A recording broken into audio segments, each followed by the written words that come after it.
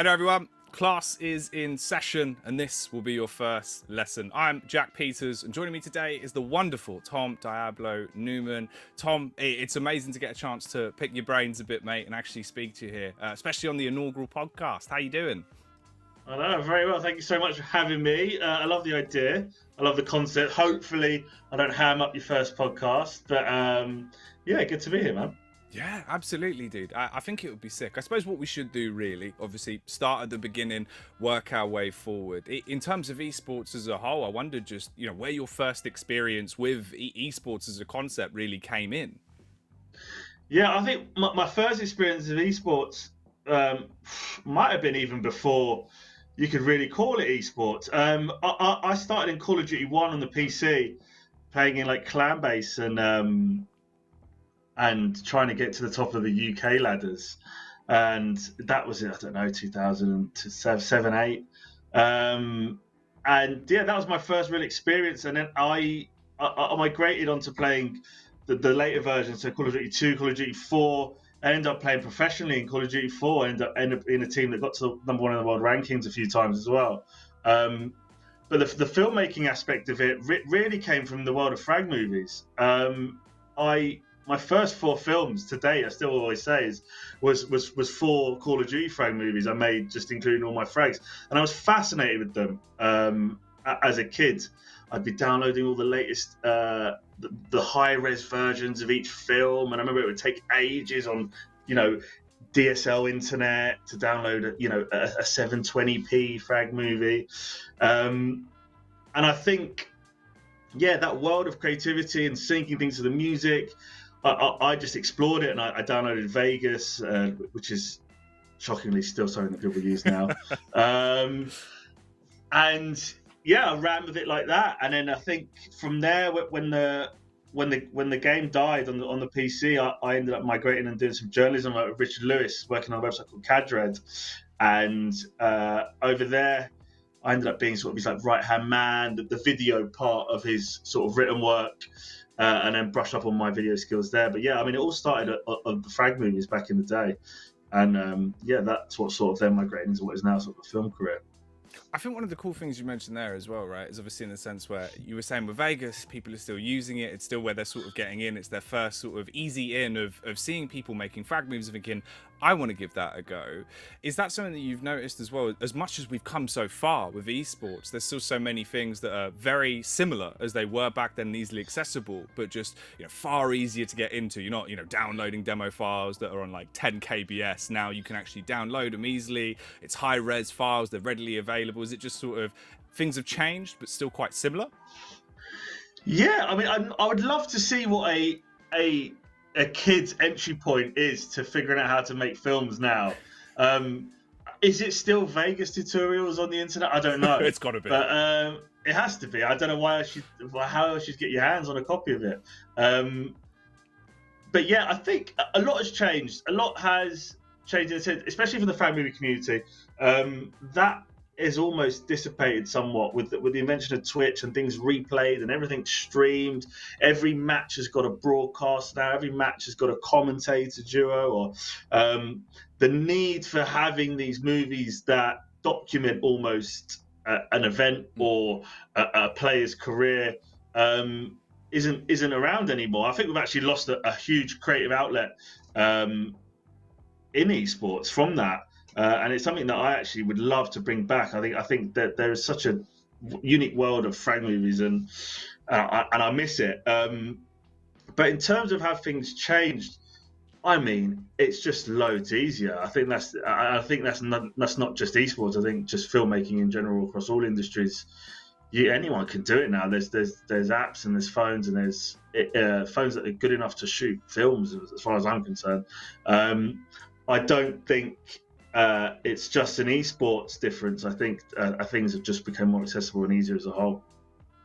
I suppose obviously as well, sort of back in the day, one of the crazy things that kind of led a lot of people to get into making frag movies was the fact there was a lot of like camaraderie behind it, right? You had sort of editing teams that popped up all the time in multiple different games like COD 4 and CS. So it felt like everyone had sort of a peer to learn from, which it seems like we're not seeing as much these days in terms of sort of editing teams. Is that something that you were involved with yourself?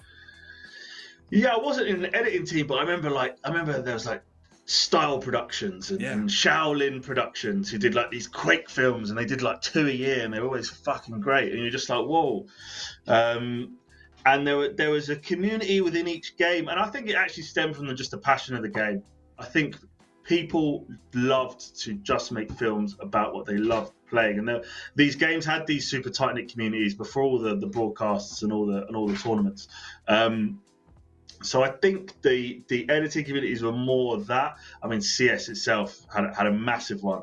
Again, I miss it big time. There used to be competitions. I remember there used to be, was it the best damn movie of the year competition, whatever, and it was like a €200 first place or something like that. But you've got these crazy creative movies from all the different games.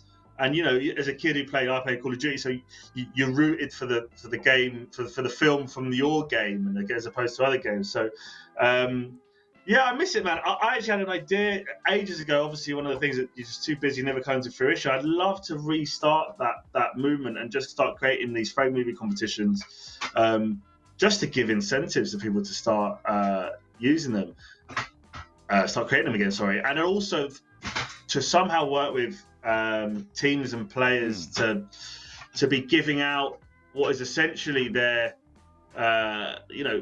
content, their license to use their moves, their frags, their sequences, whatever. I think that would be a great thing as well. But yeah, one day.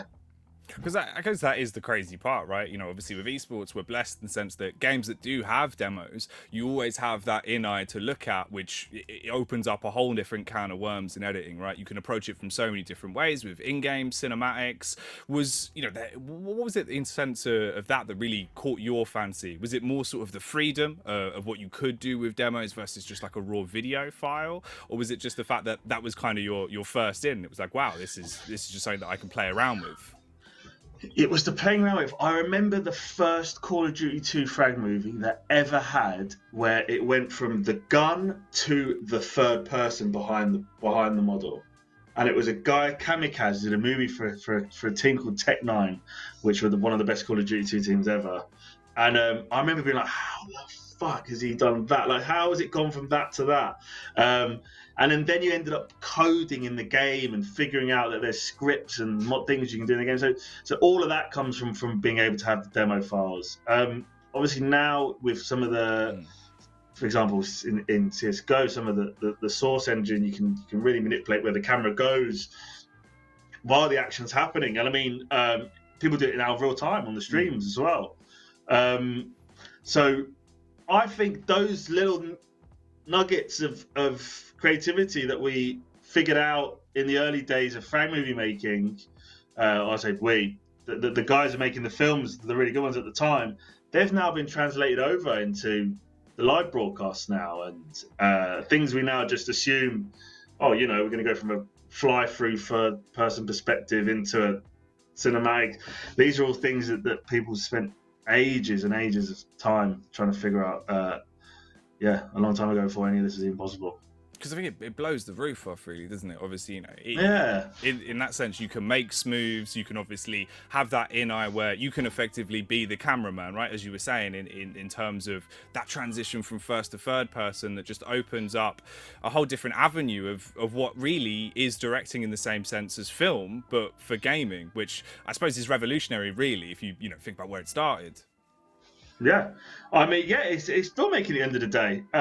We were making films, whether it be, if you were in a 1 versus 3 and you wanted to show it, you'd show where you were in a top down, and then you'd show where the 3 enemies coming into the bomb site were. You're telling a story. You're telling how one guy overcame 3 people. We were learning it in a just an esports orientated way. So I wouldn't think it of as any different in a filmmaking process. Say if you're doing a short film at university or something like that, it was the same. Just our models were game models. And was that something similar in the sense where, you know, when you were, if you went to university yourself, Tom, sorry, you know, what did you study? Because I was curious if there was a link there where potentially you were into filmmaking and that transitioned. I mean, to be honest, it was one of those "what am I doing at the moment" scenarios. When I got accepted to university, so I just thought, "Oh, fuck it, I'll do a course in multimedia." As much as I'd love to say university did help me big time, it was just a placeholder for 3 years of pursuing it myself, I think, and doing other work. Like I was still doing the work with Richard Lewis at the time, so doing all that video journalist stuff for Cadred. Yeah, I went to university, got a degree. Would I say it changed my life? Not really. Thankful for all of it, but yeah, things only really started getting really serious after the degree and working with actual clients and things like that. And then I guess is that in the sense where immediately you felt yourself, you kind of learned more just through having that practice and just doing it, literally just jumping straight in and kind of getting involved in the sense of getting out there, creating, messing around with demo files rather than sort of the theory then. Yeah, totally. For me, I'm a sort of guy, I'm only ever going to learn when I fail. So just go and just make so much crap, just make loads of crap. Like I still have every bit of shit I made it unlisted on my YouTube channel. Like sometimes I just go back and I scroll and I look at it, and yeah, just make loads and just keep sending it out and just keep going and keep going. You'll learn, especially in post-production as well, editing and stuff like that. You're only ever going to learn how to do something or figure something out when you give yourself a task. That in a sense is one of the reasons why university is a positive thing. They give you loads of tasks that you must complete in a period of your life where actually you're probably most likely to mess around. So there's the positive aspect of that. But yeah, I'd say to anybody, just hammer it. I mean, it must be the same for you in commentary and hosting. Just do it. Yeah, well, that's the thing, right? Obviously, you know, there's no guidebook really. You kind of just have to jump in and give it a go. I suppose as well, as you were saying, you can learn from your failure, because I imagine you could probably discover different ways that you could approach editing. Obviously, you know, if you mess something up, you might see a transition and you're like, oh, I could actually do something with that more intentionally now. Yeah, I mean, I fail in every film I've done. Mm-hmm. There's no film so far that's come out and I've gone, that's perfect. Not one. And there's something I hate in all of them. There's films I can't even watch because I just know that there's something that could have been resolved or changed or whatever, I've had more time. But that's just the nature of it. But then I imagine, like, if Spielberg sits down and watches Jurassic Park and he must go, fuck, that scene looks shit. Like, I imagine he does. But yeah, I think if you're somebody who was entering the space and you're like, I really want to start making films within the space, which is another discussion actually, because I think there's a huge lack of filmmakers in the space. I feel like there's heaps of people that make content, but not many actually making films. I'd say just go and make it. Beauty of it as well is if you love a game and you like, I want to make films in Valorant. You can make films in Valorant without having to have any permissions. You can just start making frame movies. You can gain popularity through that. You can start making highlight reels of people and stuff. There isn't a restriction of not being able to have actors on set and things like that to shoehorn your way in. The game is there free to bend and mold as much as you want, really. So that's one positive thing of trying to get into esports, especially if you want to make films for a game you love. Now, I know obviously we mentioned quite a few games that do have demo support. If we talk a little bit about your background as well, just in terms of esports that you had an interest in that sort of influenced you, did you notice sort of a connection there where obviously with frag movie making kind of being something you were into, that you had that shape your opinion of games that you wanted to watch? Or is there other esports that you follow as well in terms of a more broader scope? It was always movies that had movies. It was always esports that had storylines. Mm-hmm. I loved Quake. I loved watching 1v1 Quake. I loved that you had Rafa, this calm, collected American versus Caller, this edgy Russian dude. It was like a fucking Rocky film. And then you had all the media that came out around it. You had all of these frag movies. I loved commentary. I remember some of the first bits of commentary that was put under a clip in a Call of Duty 2 frag movie, and it was like Tosspot and D-Man or whatever. And I was like, whoa, this felt like a sport. This was like watching football.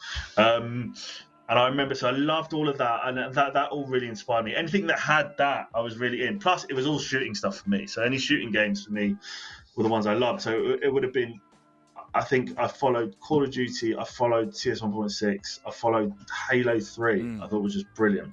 Even though I never played consoles, I thought it just had a great energy, and they had a huge frag moving community. Huge.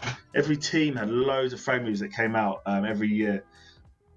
So yeah, those are the games that shaped me. Again, it was very much the games that embraced the content side of things, embraced the storylines, and that's actually something again that I think we're missing from the scenes that now we have these accessible replays. We don't have these films coming out that are shaping storylines. It's just quick and easy McDonald's content all the time. And that's actually hindering the viewing experience of our game. So CS:GO is a huge culprit of it at the moment. There's not enough of the in-between stories being told. It's just action. And yeah, so good time for any kid who wants to get in, start making some films about these people. I wonder with that as well. Have you noticed, obviously, the correlation there, as you were saying, with kind of having that personality, right? Where you do have a lot of big name players now, where they have so much personality to them. If you feel like COVID, just over the past, year and a bit, in terms of not being able to have those players on LAN as accessibly, to tell those stories a little bit more. You're saying we're kind of, we're seeing more filler content to kind of fill that space, where we can't have those, juicy bits of information where we can speak to these players. Do you think that's another thing that's potentially sort of holding stuff back at the minute, obviously, in a way that COVID has affected esports? Yeah, it's hard. COVID esports is hard. I mean, in the last Flashpoint event we did, me and Mike were just like, fuck doing Zoom interviews. We're not doing them. We're not filling our space with Zoom interviews. And we made some shoots happen. We did a series called Connected where we went and visited. We got camera crews to go and just visit all the teams. It can be done. Again, yeah, it's been really hard. I'm doing a documentary series at the moment during COVID times. It's hard. It's really hard. Not everyone has the same lax opinion of, rules and regulations as some. So it's tough to make. I still think there's ways of doing interesting filler content, especially that tells stories between the two teams that might be coming up next to the game. ESL Pro League did a great job of it, to be honest. They did it all using. There's some really interesting scripts and using just gameplay stuff and archive footage that they've got already from previous events. I think that worked really well, and they achieved something that none of the other TOs at the moment have. But yeah, I mean, what have you seen anything you liked in this space that sort of caught your fancy? I suppose there's been a few bits, right? Obviously, we've seen a bit more personality, like as you were saying with the ESL stuff and the DreamHack stuff. I think they've done a good job of obviously showing off individuals in a light where you can sort of see their personality a little bit more.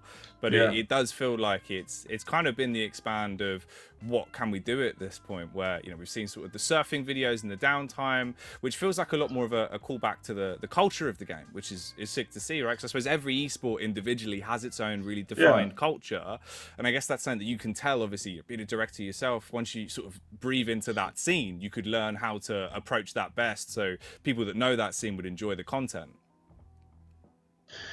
Yeah, I mean, stuff like surfing and all the little bits that adds flavour to people that just love playing the game. That's solidly for them. Yeah. And that's great. What I like to see is just some more human-focused stories. I mean, I shared something a couple of months ago on Twitter. I just showed the metrics of Formula One's viewing figures after the Drive to Survive show came out. They were a deadbeat sport. They were close to death until that series came out, and really just showed you the insights into what is really quite inaccessible sport to understand for most demographics across the world. What they did, they just showed you the human interests and the human interactions and the conflicts that are going on behind the scenes. And all of a sudden, you've got an invested interest to follow Vettel from whatever racing manufacturer he's plays for. So there needs to be the same in esports. We need the same thing. The players and the teams are super open up for it. It's a gamble because it costs a lot of money to make, and that's something that we're always having to explain to TOs. Riot Games do it brilliantly with League of Legends. They do long documentary series. Shockingly, there's the True Sight series as well for Dota 2 for the international. They do great stuff around that. Don't know why there isn't one in CS. God, I've been trying to bash my head on the door of it for so long. But it needs something that ties it all together. There needs to be a reason to watch, just one soundbite in a documentary of somebody bad mouthing the other person's mum, for example, will give you a reason to watch the two play each other. People are not interested really in. They're not interested in 5 bots versus 5 bots. They're interested in human stories. They want to know. People are just interested in people. So whether it's a fight, a match, or a game, it's just a people versus people at the end of the day. So you got to explain those stories to your audience, and I think that is what films do. And hopefully, there's some more to be made. But COVID is pretty rough at the moment, yeah. No, I think that makes a lot of sense as well, right? Because obviously, as you mentioned with TrueSight, which is a great example for how many people I've seen that have basically watched TrueSight, had no idea what Dota was, no idea what esports are, but they've sat down, they've seen that behind the scenes look, they've seen that obviously, these are 10 people's livelihoods on the line. This is, the biggest step in their career. They see how much money's on offer as well in a light where they can kind of accept it as what it is.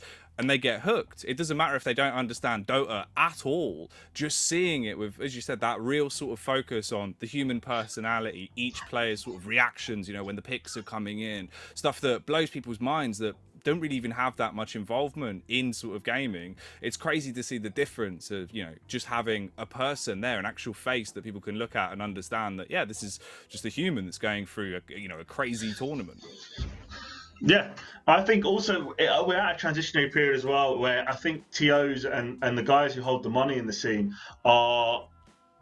There was a point where esports was booming, and it was all about clicks, and it was all about views, the number of views, and that was all the metrics people cared about. I've been arguing with a lot of the TOs and discussing stuff. Blast have been really receptive, and I think they've started to understand as well that. There's a value to a view as well. There's it's not just a number that goes up and up and up. There's a longer and broader game to be played here. So I think the things are turning around. I think soon we'll start to see a couple of really nice series come out that'll get a lot of people hyped up.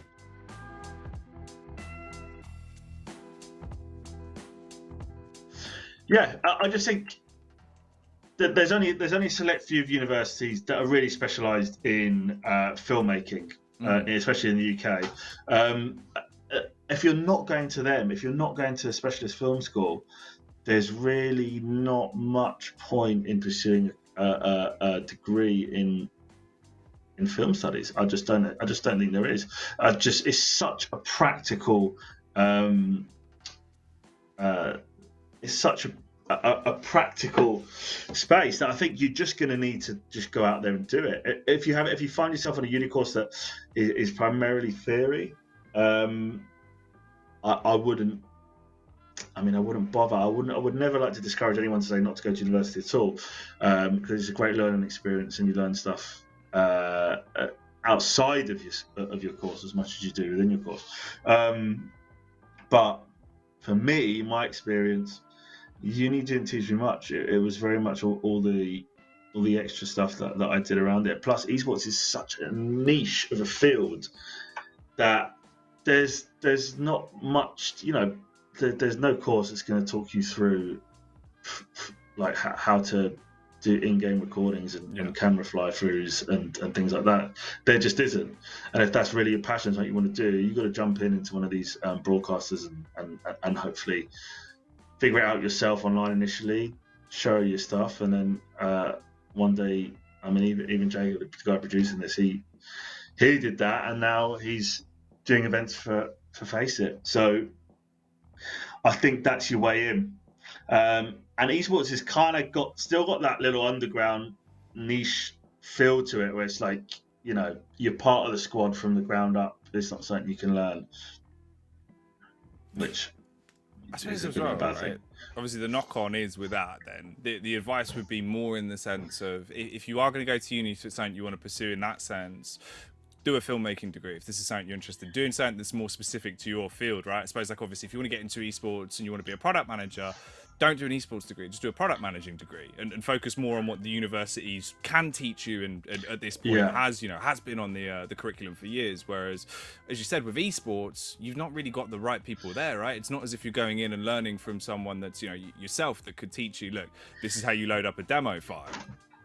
Yeah, I mean, I'm actually doing a documentary at the end of May on education in esports, and what I'm finding is we're going to explore that there are now BTECs that are coming out that are specifically revolved around esports. There are university courses already started that are specifically coming out about esports. They're ran by, you know, ex-Dignitas players and reputable people that I think have the best interests in heart, and that you might be able to get a genuinely good knowledge of esports production from these people. The facilities look great, so things might be changing in that regard. But again, still, if you've got a passion for something, just go do it. Whether it's in uni, out uni, whatever, just start doing stuff, and eventually the dominoes will fall. Yeah. The other thing with that as well, obviously one of the key points you mentioned, right, is that you learn a lot more just being in uni, but obviously not from that same degree, in the sense of you might learn people skills. Obviously coming into esports is a big thing, right? You know, if you come in and essentially, where a lot of people are young when they first get into esports, they don't realize they burn a lot of bridges by potentially not sort of understanding a lot of those social situations where you can learn that. You have time in university to instead make those mistakes, make friendships, break friendships, whereas in esports, it is sort of your job as well, so you're burning bridges. Yeah, and I mean, esports, especially now, is as left as it gets in terms of accepting of cultures, people, genders, whatever. So anything that you can immerse yourself as many different people as possible, which is what university is essentially. It's a melting pot. Is probably a good thing. But yeah, I think if you love it, just figure it out. Definitely. Whilst we're on that subject, then, I suppose, obviously, in terms of how you kind of got into it, if we go back to filmmaking and directing, when you sort of first started, what was the first thing you actually made, if you remember what your first video was? So my first actual video, aside from all the frag movies, I don't know. It might have been some of the esports films. I'm not too sure. I don't actually think it was in esports. I really cut my teeth at a massive corporate firm in London. No, sorry, what am I saying? I did weddings.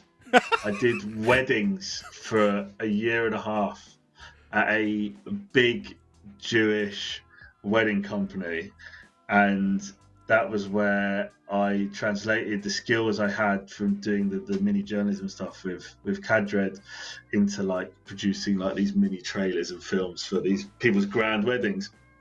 And I shit you not, 80% of people that work in the film industry have done a period of weddings at some point in their journey. So look, it's high intensity. You know, you get one shot at landing the kiss. You know, if you fuck up, you fuck up. These are all big. These are life lessons that you learn. So, yeah, I started in weddings, and then things started to progress from there to more glamorous things. But yeah, loads of weddings, summers of weddings. Any wedding would go, Indian, Korean, and they were great. There was crazy long hours. You'd have to edit, you know, an 8-hour film. Like there were just huge amounts of footage, and you know, you record the entire day. So yeah, cut my teeth on that, which, looking back, I mean, I'm sort of glad I did it. You learn a lot of don'ts in that industry. So which is fun. Well, I suppose, yeah, it's same in the sense, right? Obviously, as you were saying, with weddings, you kind of really do only have that one go around it, right? You can't really mess it up. So you have to be pretty on the ball. I imagine as well, that must have been a pretty stressful environment to sort of work in at first. Yeah, I remember a camera guy had he had lost, because you're constantly changing cards and exchanging it and ingesting footage onto computers and stuff. He'd lost the card of the kiss, like that card. And I remember we just went through the entire place, couldn't find it. It's gone, and the company had to turn around to the bride and groom and go, we're going to give you the rest of the video for free, obviously. But yeah, there's some, it's a tough industry to start off with. But it's like doing the paper round when you're a kid. It's a similar thing. Like, you just go out and do it, and you learn about work. And that was the similar thing just in the film world. Plus, when you're at uni and it's the first thing what you're trying to juggle with uni and stuff, these are the jobs that get advertised on the various recruitment websites. It's your little weddings. It's your tiny little social media videos, or an Instagram influencer, which I've heard of now. It wasn't back in my day, but apparently the whole thing is now influencers paying low-level filmmakers to just go and film them for a day, looking hot in the streets and stuff. So that's the common trend at the moment. But yeah, it was weddings, and I fucking loved it. I guess that links on as well, right? Obviously, as you were saying, kind of the ways that you got into that, right? Where you were looking around for those job listings, you were looking for basically just people to say, look, we're hiring. How does that differ and into then when you were attempting to approach esports and looking for work in esports for the first time? Did you notice it was drastically different? Esports is drastically different in the sense of, if you don't know it, they're just never going to let you in. Like, it's so hard, I find, even now, myself, trying to hire editors and stuff that are of a high skill level but have any knowledge of the scene, and there's a handful of people. So I was lucky in the regards of I knew a lot of people in the scene that were the people that would be doing the hiring, just from my playing days. That was a huge benefit for me. And yeah, esports is weird in that bubble where you've got to be in. So in terms of getting your foot in the door, it would always help to have a couple of thread movies, do a little montage of your favorite team, whatever. Just showcase that you've got something that shows you do know about the spaces to a degree. Would that be something you'd advise then as well? Because obviously, we see now kind of becoming the standard where people are realizing if I want to get into esports, if I want to be talent, I want to be a producer, they're noticing you have to make a show reel and you've got to show that off more physically now. Obviously, before, you'd see a tweet and you might reply and be like, hey, I can do this. I know this game. And at the time, it was small enough where you get brought in. Now, have you noticed that shift where it is a little bit more professional in the sense where there's some standards to entry? What is that? You said you found that with your work as well. People have show reels and stuff like that. It's way more common in the sense now of like, obviously before you kind of just be hit up and be like, look, we want you to do this. You sort of just be known for who you are if they'd seen or heard you before. Whereas now it's a lot more in the sense of if you don't have a show reel, people aren't as interested.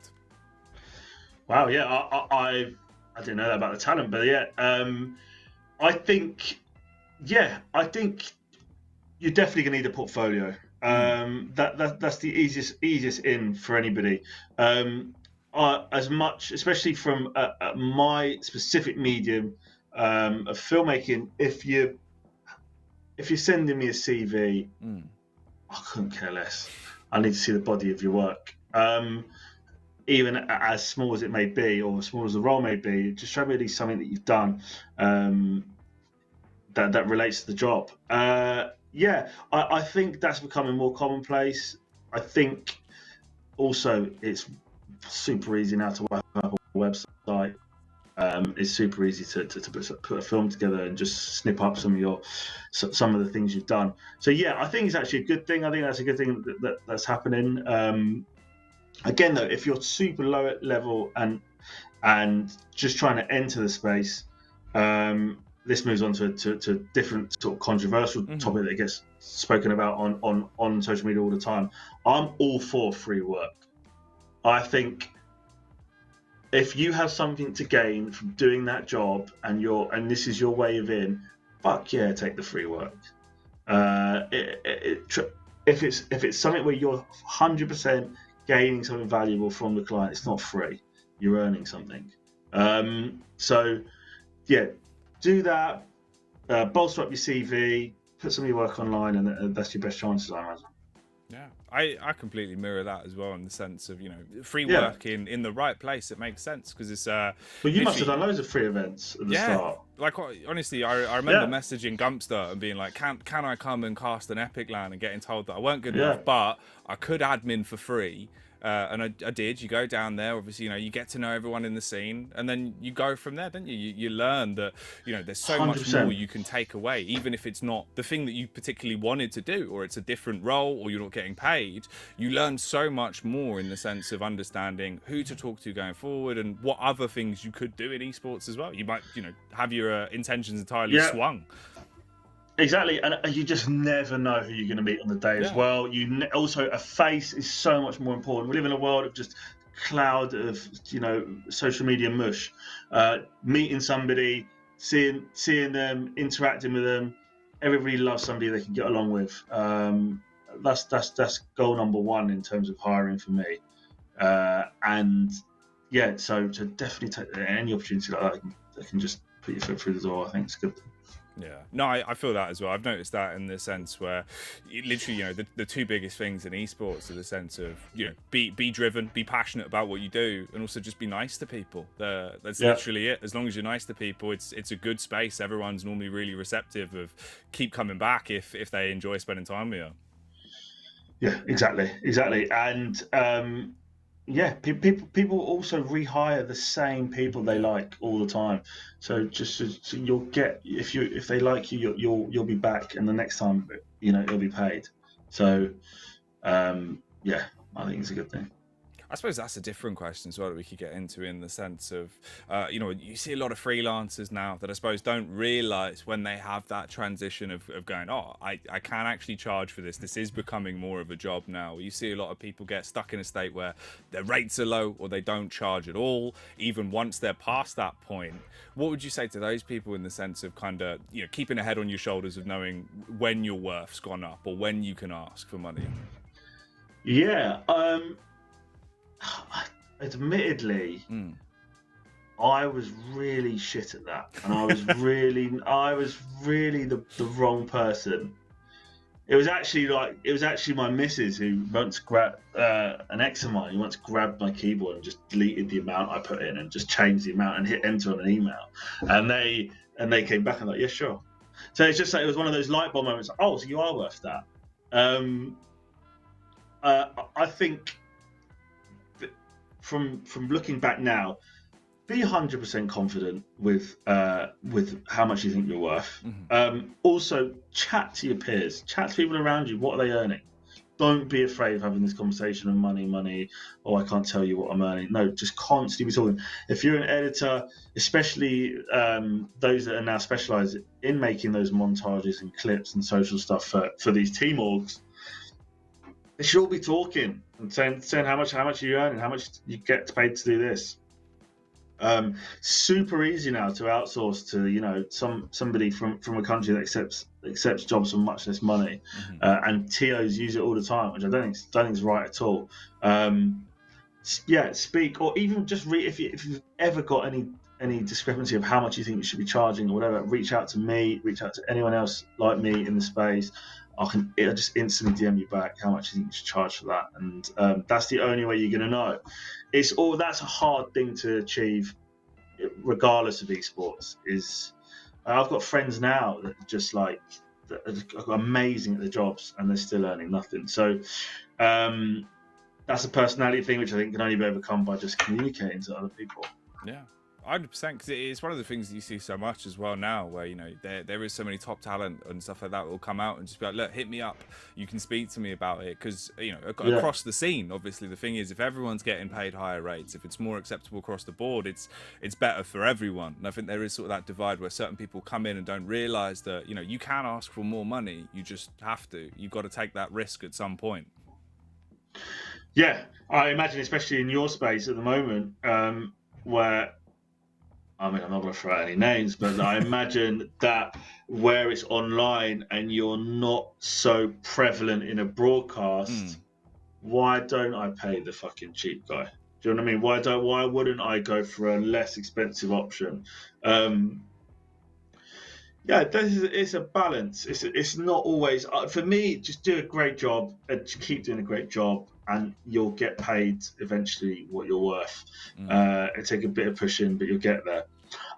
Also, on the flip side, don't think you've done one job and then bosh, I'm a 500 quid a day guy because somebody else is as well. No, there's a process, and you've got to have history, and you've got to have stock in the space, and eventually it'll come.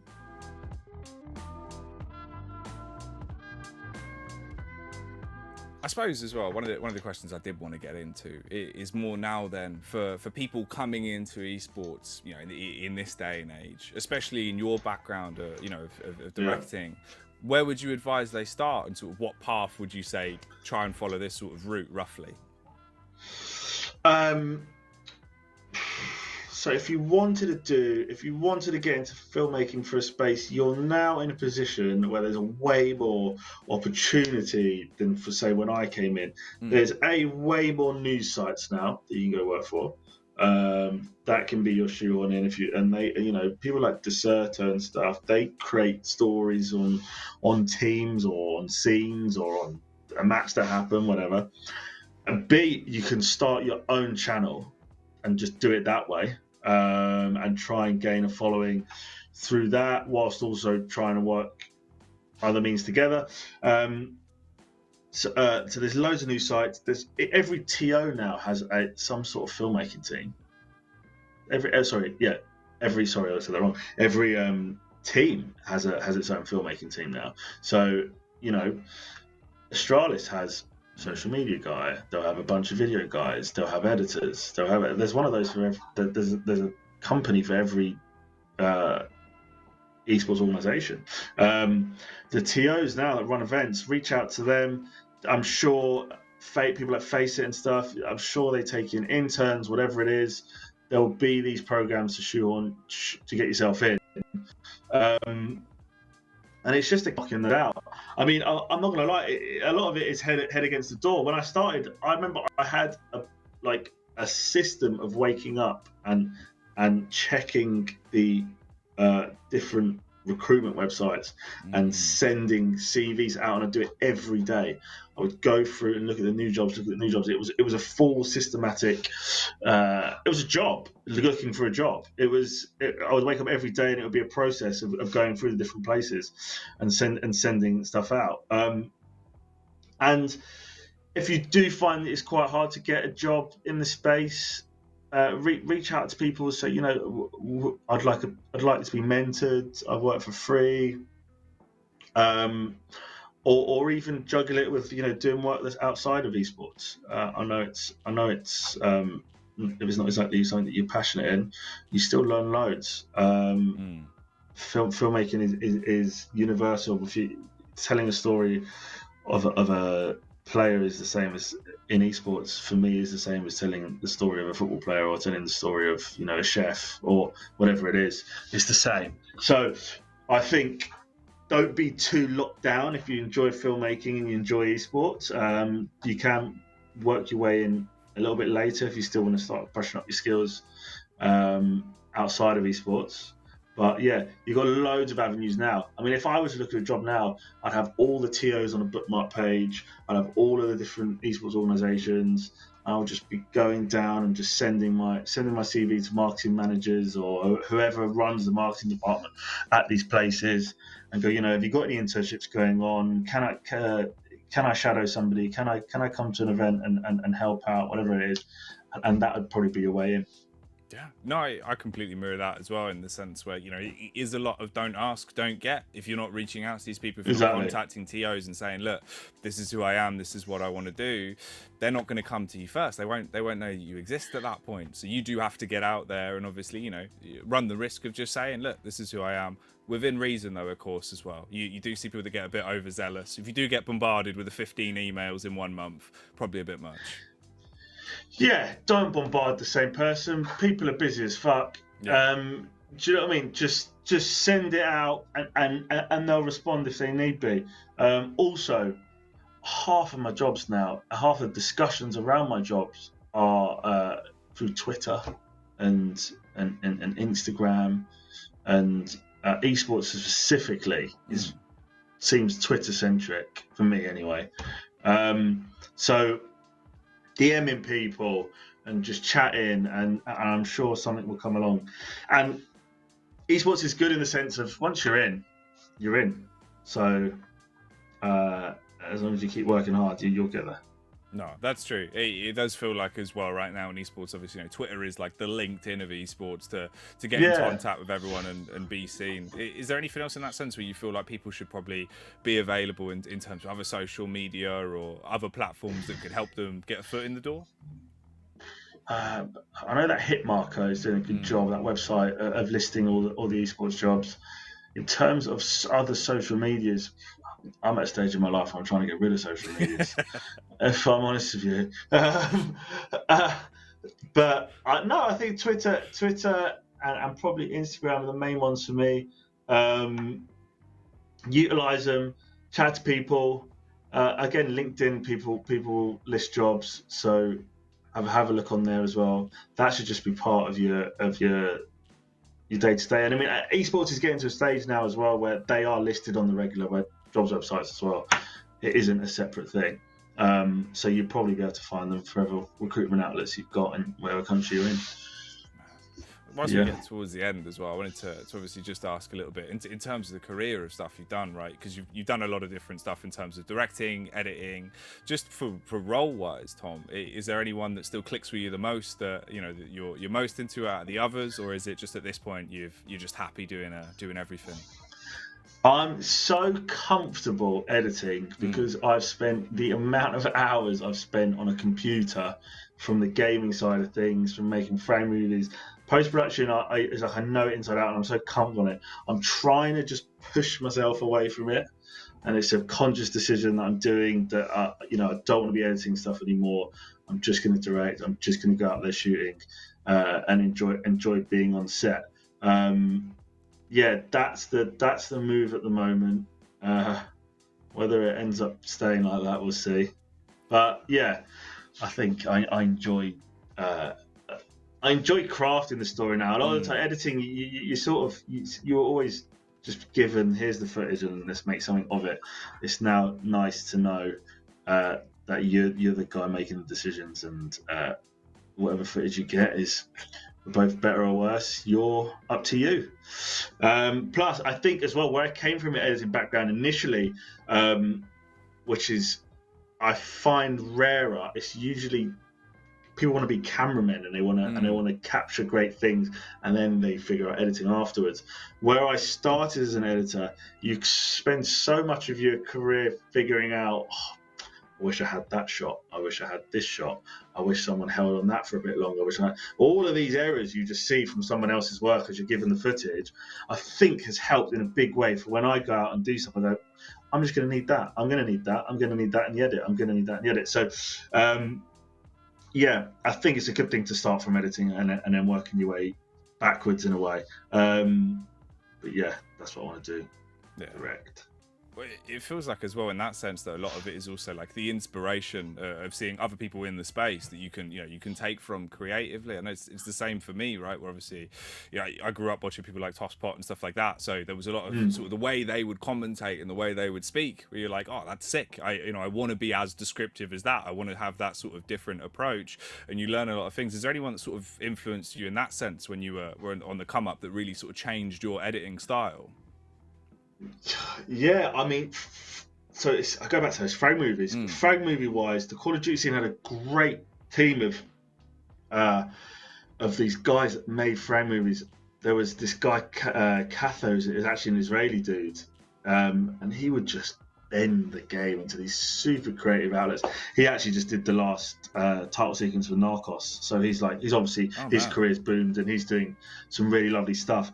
And then I always go back to that free to play. I can't remember the production house that made that free to play Dota 2 documentary. I was like, you could show that in the theaters. Like, you could show that in the theaters, and no one would have a clue what Dota 2 is. You'll watch that and you'll go, that's brilliant. So I'm always searching for a means. I think it comes back to when I was trying. I could never really describe esports to my parents, and they never understood. And it was always something we butt heads against, and they hated that I played games. And, they would tear the internet off the wall, and it would be a lot of back and forth. It was a really hard time getting them to accept that I was going to do this for such a long time. It's almost like a vendetta of I want to keep explaining it better and better to the masses, and eventually they're going to get it like sports. I think there's a few people in the space that are making films, and all we're trying to do is for people to just get that. For me, when I was playing the game, it wasn't a game. It was like I could have been playing tennis. It could have been a sport. So we're trying to make films at the moment in the space that achieve the same thing, lets you connect with the humans behind it, as opposed to, the amount of BBC stuff I've seen, sorry to bash them, where it's, it opens with like a montage of like, you can hear the keyboard clicking a million times and the mouse clicking a million times, and you're just like, you're just fucking not getting it again, are you? You're just not getting it again. So that's been, and I think that's achieved that. So that free-to-play documentary, I don't know what the name of the production house was. Again, the True Sight stuff, and some of the early frag movie stuff, they're all huge inspirations for me. Definitely stuff that I think people are across the board to check out if they haven't, because it is, I suppose as well, especially in your field, right, it will teach you a lot of things that you could adopt in the future. One of the things I did want to pick on there, though, that you brought up obviously as well, in terms of explaining to your parents, because it was the same for me. At the time I was doing a bricklaying course, and I had to bunk off bricklaying to go and cast at Face It, and basically explain that I am working, they're just not paying me any money, but it is a really good experience. And obviously trying to fight that corner, I suppose in that sense, is there anything you could advise to the people that are coming up today where still, you've got these parents that don't quite get it, but what these people could do to try and swing them into allowing them to have more freedom? Yeah, I think parents are a tricky one, because they don't get it until they see the money, they see the glam. I mean, I'm for example, I go to my mum's now and I go, Mum, if I was as good as I was back in the day at games now, you'd be in a house in Barbados. Like, you wouldn't be living here. But it's very much a sense of show them the stadiums, educate them on the game. You could get Twitch on your family TVs now. Have them sit down, explain to them. It's such a communication thing. I imagine families now are slightly warming to it. I'm doing a documentary series at the moment. I just did an episode with Koana Gaming, a Rainbow Six team. The parents follow the matches online. I couldn't believe it. And the grandparents follow the matches online. They cheer for their kid who's 20 and he's playing Rainbow Six. And I was just like, fuck, it was so foreign to me. So I think things are coming around. It's just exposure. It's just education. I think as well, if you're trying to explain that you want to be, a filmmaker in the space, show them all the great creative film stuff. Put it on the family TV and go, look, these are. I want to work on this event. Show them an ESL 1 Cologne. How can you not go, that's not real? So I think that would be the way I'd do it. But yeah, I imagine it's still hard. And that'll only change with time. Yeah, I think that is good advice though, right? As you said, just educate, show them, try and do what we're trying to do here, right? And obviously, give people an avenue where they can learn and just see this is what esports is. It is a real thing, and it is a big industry at this point. Yeah, just communicate everything. Yeah. That usually solves all of life's issues. Talking about something. It's just a good life motto to have. Yeah. Talk about something, whatever it is. Talk about it. Just communicate. Figure it out. Absolutely. Yeah. Well, it's been fantastic to communicate with you, Tom. Before we shut this one down, closing thoughts, anything you want to get off your chest? Closing thoughts. Esports is super creative. We're given more creative freedom than any other industry I've worked in, to do as much fun things as we can for the games we love. So if you really want to make films within the space, just chat about it online, get involved, make some stuff. DM me, send it to me, send it to whoever. We'll share it around. We'll try and get your names out there for some work, and yeah, just keep cracking on because there's loads of room for more people to come in and make some cool stuff. Awesome. Well, sick, man. It's been fantastic to actually get to pick your brains. It's genuinely been really fun. Thank you, dude. You too. Man, well, there Keep you this go. up. I hope Keep fighting the good fight. I hope you've all learned something here today, and hopefully we'll see you back again for another class.